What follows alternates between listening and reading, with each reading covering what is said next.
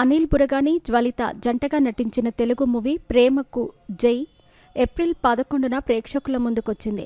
Love action డ్రామాగా రూపొందిన ఈ మూవీకి శ్రీనివాస్ మల్లం దర్శకత్వం వహించాడు. పరువు హత్యల నేపథ్యంలో తెరకెక్కిన ఈ మూవీ ఎలా ఉందో ఇప్పుడు తెలుసుకుందాం.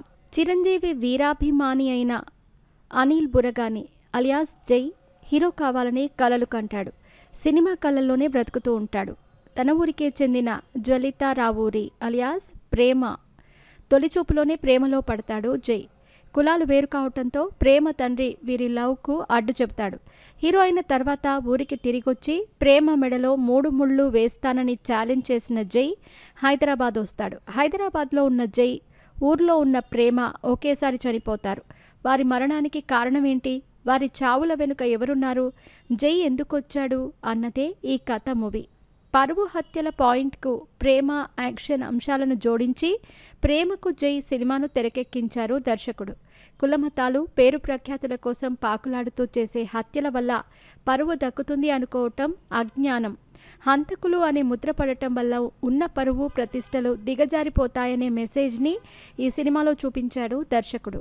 విలేజ్ బ్యాక్డ్రాప్లో 'ప్రేమకు జై' మూవీ సాగుతుంది. న్యాచురల్ లొకేషన్స్లో షూట్ చేయటంతో నిజంగానే ఓ ప్రేమ జంట జీవితాన్ని ప్రత్యక్షంగా చూస్తున్న అనుభూతి కలుగుతుంది. ఫస్ట్ హాఫ్లో జై, అతడి స్నేహితులకు మధ్య వచ్చే సన్నివేశాలు టైంపాస్ చేస్తాయి. జై, ప్రేమ మధ్య లవ్ స్టోరీని యూత్ ఆడియన్స్కి కనెక్ట్ అయ్యేలా చూపించాడు దర్శకుడు.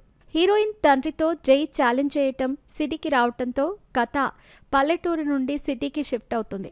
వెండితెరపై వెలిగిపోవాలని ఎన్నో ఆశలతో కృష్ణానగర్లో అడుగుపెట్టిన వారు అవకాశాల కోసం ఎలాంటి ఇబ్బందులు పడతారు, తమ కలలకు ఆశలకు మధ్య నలిగిపోతూ ఎలాంటి సంఘర్షణను ఎదుర్కొంటారన్నది సెకండ్ హాఫ్లో చూపించారు. చిరంజీవి రెఫరెన్స్లను పోస్టర్ల రూపంలో మధ్య మధ్యలో బాగా వాడుకున్నాడు. క్లైమాక్స్లో హీరో హీరోయిన్లు కలవటం అన్నది ప్రేమ కథల్లో కామన్. కానీ విషాదాంత ప్రేమ కథగా దర్శకుడు 'ప్రేమకు జై' సినిమాను ఎండ్ చేశాడు. నాయిక నాయకుల లవ్ స్టోరీతో సహజత్వం లోపించిన ఫీలింగ్ కలుగుతుంది. సినిమా కష్టాల తాలూకు సీన్స్ని డెప్త్గా చూపిస్తే బాగుండేది. పరువు హత్యలకు సంబంధించి మెసేజ్ బాగున్నా కన్విన్సింగ్గా చెప్పటంలో దర్శకుడు తడబడిపోయాడు. జై పాత్రలో అనిల్ బురగాని యాక్టింగ్ బాగుంది. ఫైట్స్, డాన్సుల్లో మెప్పించాడు.